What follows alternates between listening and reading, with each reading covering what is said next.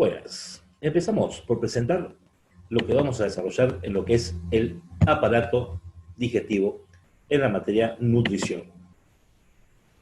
Vamos a ir enumerando los distintos órganos que van a ir participando. Vamos a ver esta primera diapositiva. En la primera clase vamos a hablar de la presentación de la materia y de algunos temas como los maxilares, el palatino, la goda palatina y la articulación temporomandibular. Vamos a estudiar la cavidad bucal, donde se producen los fenómenos, como vemos, de masticación, deglución, sensibilidad, generales, por supuesto, y gusto, que es una sensibilidad especial. La faringe, que ahí se produce una parte del proceso de la deglución, y además el transporte del bolo alimenticio hacia el siguiente órgano, que es el esófago, que se encarga únicamente de ese transporte. Dentro del siguiente órgano, que es el estómago, el bolo alimenticio se va a sumar, ¿no es cierto?, a la secreción del estómago, que es el jugo gástrico, para formar lo que es el quimo, y ese quimo va a pasar al siguiente órgano, que es el duodeno, que es parte del intestino delgado junto al yeyunoideo, ¿sí? En estos dos órganos, duodeno y yeyunoideo, se van a producir los fenómenos de digestión, que es la degradación al máximo de los componentes del bolo, para su posterior absorción. Y básicamente será la absorción de nutrientes, ¿sí? Hidratos de carbono, aminoácidos, ácidos grasos, etc. Después pasaremos al siguiente órgano, que es el colon, con sus segmentos, donde se va a producir la absorción del agua y de los electrolitos, o de las sales minerales, como quieran decirle, y el transporte de desechos sólidos, que va a ser luego formada la materia fecal. Y llegaremos al recto, para el transporte y eliminación de los desechos sólidos, o sea, esta materia fecal, por el orificio cutáneo, que es el ano, donde se termina de eliminar justamente ese desecho. La materia incluye las llamadas glándulas anexas al aparato digestivo, que son las glándulas salivales, que van a ser anexas a la cavidad bucal, el páncreas y el hígado, que van a ser anexas al duodeno. Y cabe destacar que decimos aparato, porque está formado por muchos tejidos, los diferentes órganos, y van a ver que hay una parte que habla del tubo digestivo, cuando hablamos de algo cilíndrico, y que va a involucrar desde el esófago hasta el recto, sin glándulas anexas y, por supuesto, sin cavidad bucal y sin faringe. Dentro de la cavidad bucal, los huesos que van a participar en la formación de sus paredes, como ya vimos en el título del trabajo, tenemos la mandíbula o maxilar inferior, el maxilar o maxilar superior y el hueso palatino. Los músculos que van a participar son principalmente los que van a formar el piso de la boca, está dentro del grupo de músculos del cuello llamados suprayoideos, y son el genioioideo, el miloioideo y el vientre anterior del digástrico. También van a participar músculos de la mímica, que forman parte de la mejilla. Vamos a hablar después algo sobre los dientes, la dentición temporaria o decidua, lo que decimos habitualmente como dientes de leche, y la dentición permanente, que son los que ya tenemos en la vida adulta, y todo revestido por una mucosa, que es la mucosa de revestimiento, que va a ser la mucosa labial, la mucosa de la mejilla oyugal, la mucosa palatina, la mucosa lingual y la mucosa gingival, o sea, las encías. Dentro de los huesos, empezamos a hablar de la mandíbula, hueso de la cara, impar y medio, único de toda la cabeza que es móvil, que va a presentar la parte media en forma de herradura abierto hacia atrás, un cuerpo, ¿sí? Y que a los lados, en la parte posterior, en sentido casi vertical, vamos a tener las llamadas ramas ascendentes. El cuerpo tiene un borde inferior, ese borde inferior es redondeado, ¿sí? No tiene accidentes. El borde superior coincide con la llamada apófisis alveolar. La apófisis alveolar es el conjunto de cavidades que van a recibir las raíces de los dientes, que son los alvéolos dentarios, con una cara externa convexa, una cara interna cóncava. En la cara externa convexa veremos la línea media, en la parte superior una cresta llamada sínfisis mentoniana, y hacia abajo una eminencia más robusta llamada eminencia mentoniana. A los lados, más o menos a la altura de los premolares, entre el primero y el segundo premolar, tenemos un agujero que van a ser para dar paso a elementos vasculares y nerviosos, que es el agujero mentoniano, y esta cara del hueso va a estar recorrida desde atrás, como parte del borde anterior de la rama ascendente hacia adelante, por la llamada línea oblicua externa. Esto se va a poder apreciar mejor en la siguiente imagen, como vemos, la rama ascendente, como parte posterior, tiene un borde anterior que se continúa hacia adelante con esta que es la línea oblicua externa, ¿sí? La cara interna del cuerpo, a su vez, va a tener a los lados de la línea media, acá está cortada, ¿viste? La mitad derecha, bien al lado de la línea media, dos pequeñas eminencias que la vamos a ver luego con las inserciones musculares, que son las apófisis geni, una apófisis geni superior, una inferior, son derecha e izquierda respectivamente, muy juntas en la línea media.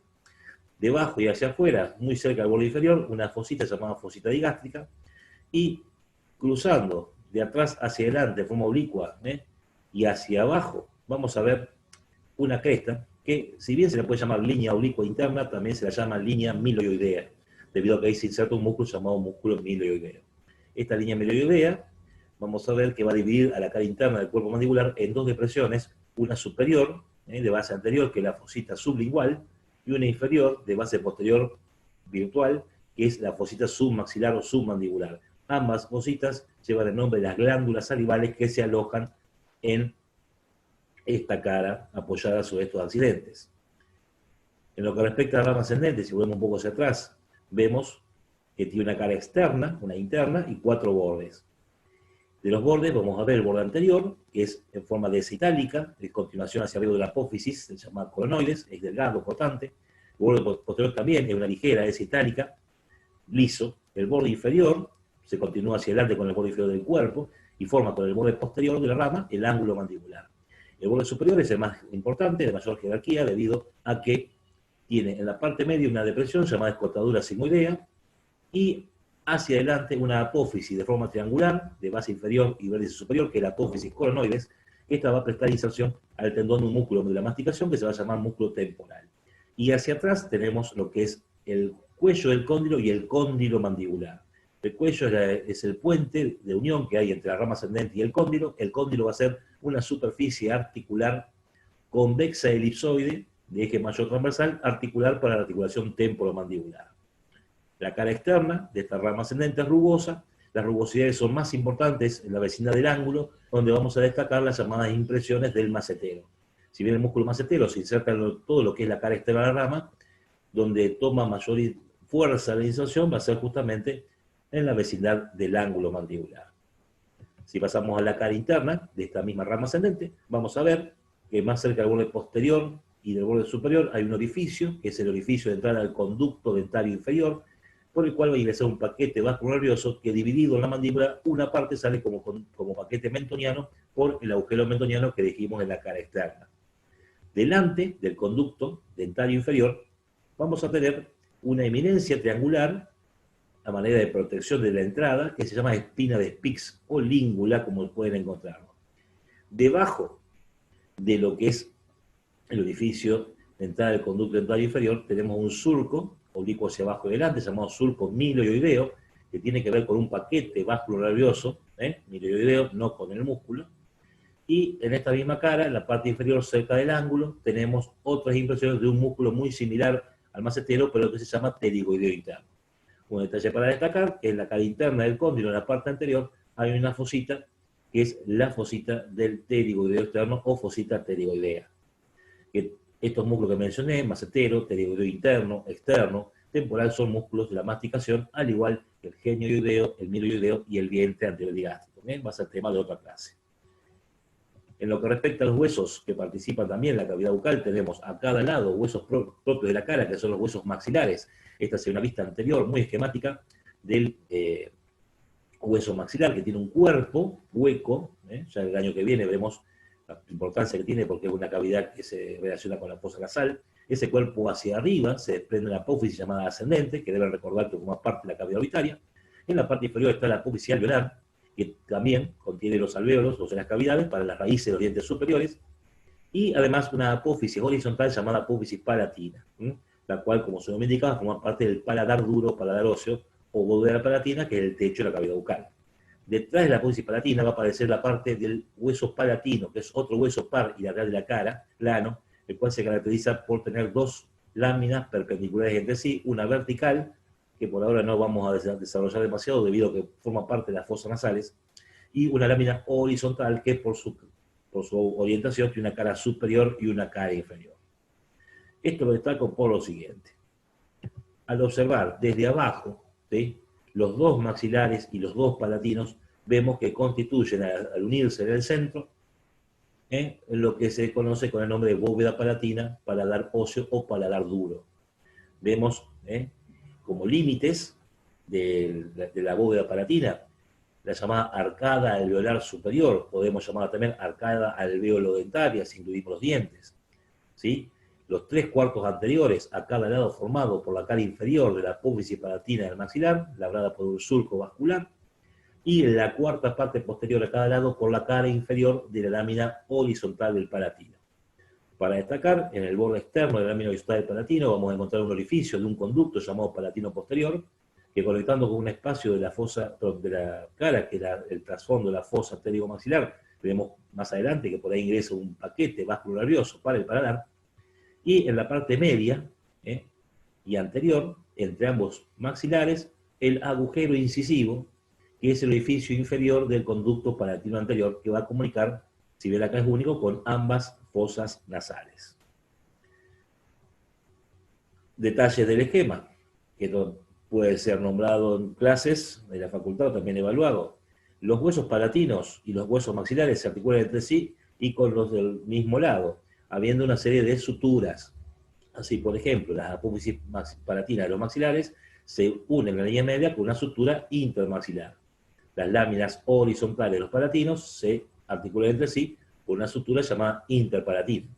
El borde posterior de la apófisis palatina maxilar con el anterior de la lámina horizontal del palatino se articulan por la sutura maxilopalatina, que si las sumamos en conjunto por la forma que adoptan, a todas podemos decir que lo une una única sutura llamada sutura cruciforme. Que eso es lo que más habitualmente van a escuchar, que los dos maxilares y los dos palatinos entre sí se articulan o se unen para formar este paladar en la sutura cruciforme, que repito, es la suma de las otras tres. Bien, para cerrar un poco, y si bien este tema va a ser más adelante, debido a que vamos a tener que después estudiar los músculos que van a participar, es necesario conocer un poco, por lo menos ahora, de lo que es la articulación temporomandibular. Temporo por huesos temporales, ¿no es cierto? Y mandibular por la mandíbula. Y se la conoce siempre como ATM, como ven el título. Tenemos que decir que por ser el único hueso móvil de la cara, esta articulación clasifica, por supuesto, como una diartrosis. Ahora vamos a ver, que puede ser llamada del género doble condilia o bicondilia, teniendo en cuenta lo siguiente. Ahora vamos a repasar el hueso temporal, pero en la mandíbula, tanto la derecha como la izquierda, había un cóndilo en el borde superior de la rama ascendente, y en el temporal, si recuerdan, además de una cavidad glenoidea, hay el cóndilo temporal. Entonces, si yo represento, por ejemplo, la derecha, tengo el cóndilo temporal y el cóndilo mandibular, entonces tengo dos cóndilos. Entonces una doble condilia o bicondilia. Y esa es una clasificación anatómica. Por acá va a haber una cápsula, va a haber ligamentos, ¿sí? Y si yo quisiera estudiarla del lado opuesto, la izquierda, por ejemplo, va a tener exactamente lo mismo. Ahora bien, cuando uno mueve la mandíbula, puede mover la mandíbula, pero completa. No puede mover de un lado y el otro que quede absolutamente quieto. De ahí entonces que funcionalmente se la clasifica como una doble bicondilia. La bicondilia derecha más la bicondilia izquierda es necesario que ambas funcionen para que se produzca el movimiento masticatorio. Con esto quiero decir que si hay una artritis o una inflamación de un lado de la articulación que impide mover por el dolor y la inflamación, de otro lado tampoco se va a mover, por lo tanto la mandíbula no se va a poder mover. Por eso se aplica mejor como doble bicondilia funcional que como doble condilia anatómica. Vamos a ir desarrollando, acá solamente número, superficies articulares, del temporal, la cavidad glenoidea, como les dije, y el cóndilo.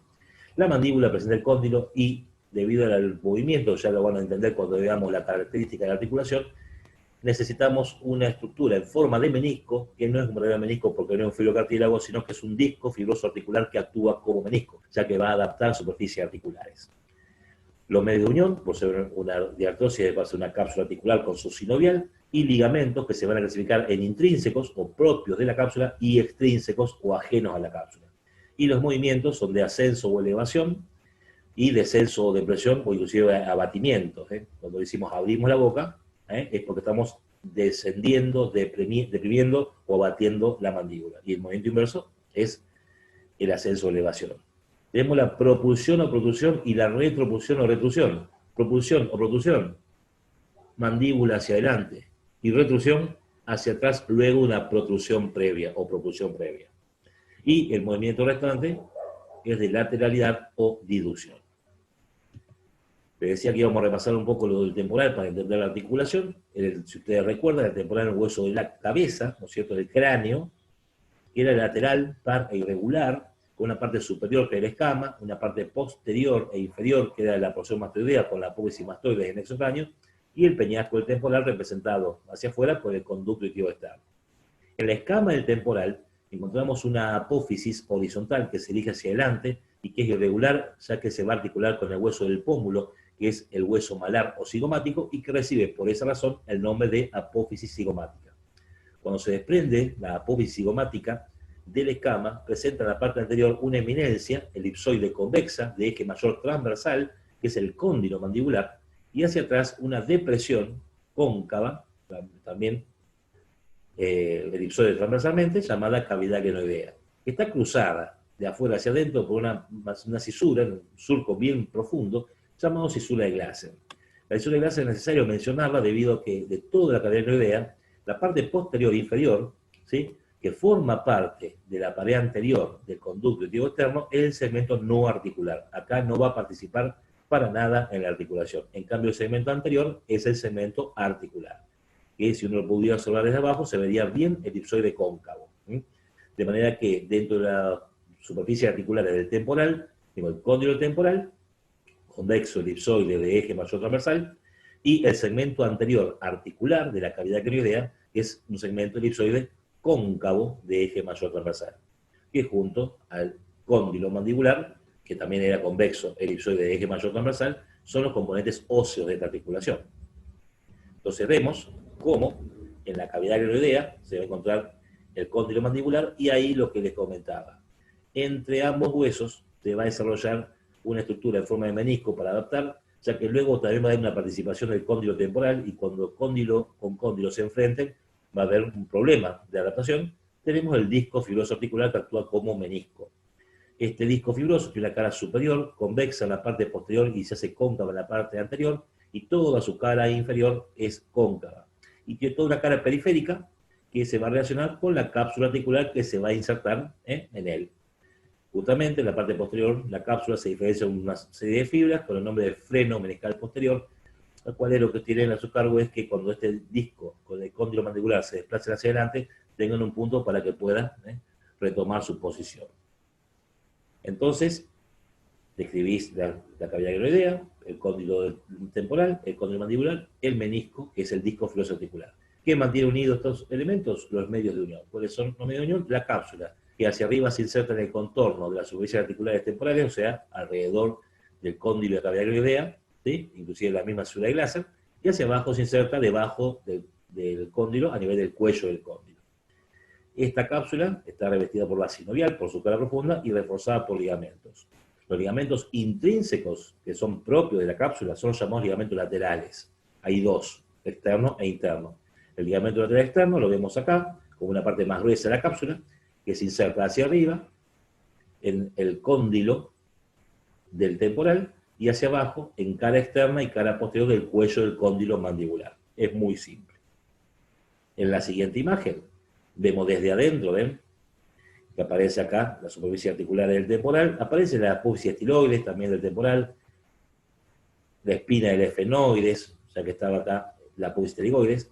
Si toman, ven con detalle ahí está el cóndilo mandibular, la cavidad glenoidea, ¿sí?, la cápsula que rodea, y uniendo cóndilo de temporal con cóndilo mandibular, el ligamento lateral interno.